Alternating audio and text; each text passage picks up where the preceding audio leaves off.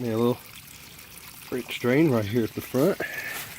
Should be running down into the sump bucket here.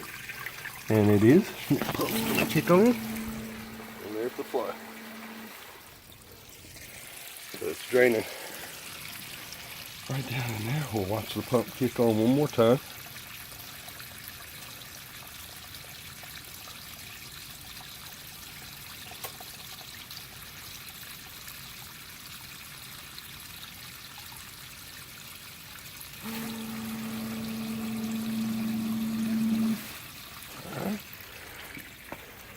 A little bit of water's gathering right there.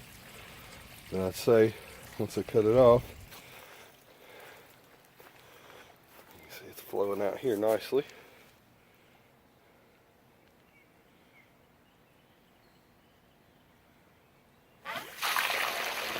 Very good. And right down into my existing French drain. You can see where the French drain, as soon as I turned the hose off, all the water from the surface there went down, went into the bucket. Now I have the hose buried, and it's going right in there in the gravel about a foot deep. So when it kicks on, it's automatically flowing into the French drain. Let's see this baby kick on here. See there? Going right into the French drain, into the bucket.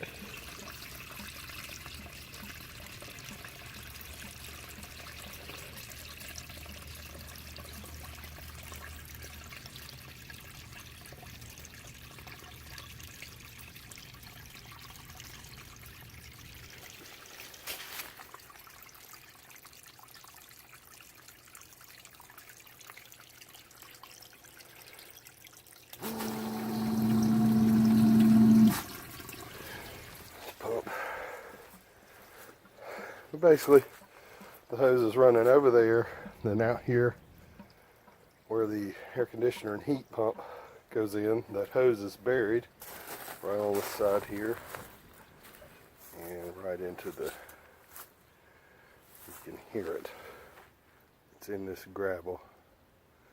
You can't tell too bad because I flipped the dirt right over, but you can hear it.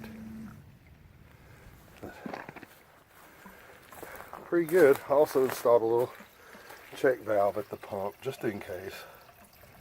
That was about 10 bucks.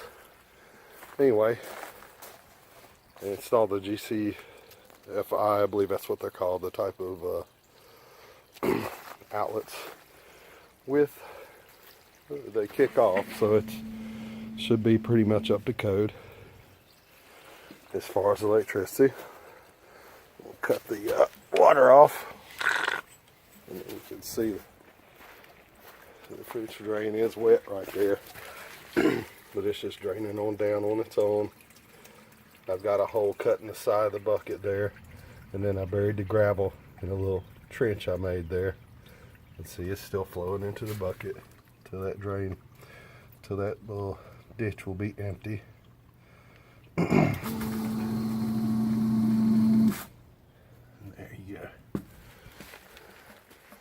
There's signs of the water kicking out here, which is exactly what I wanted. I mean, you can hear it, but this thing's going to be running only when there's like a heavy rain. That's the only time I get water in here, is if there's a heavy rain. So hopefully this will help out.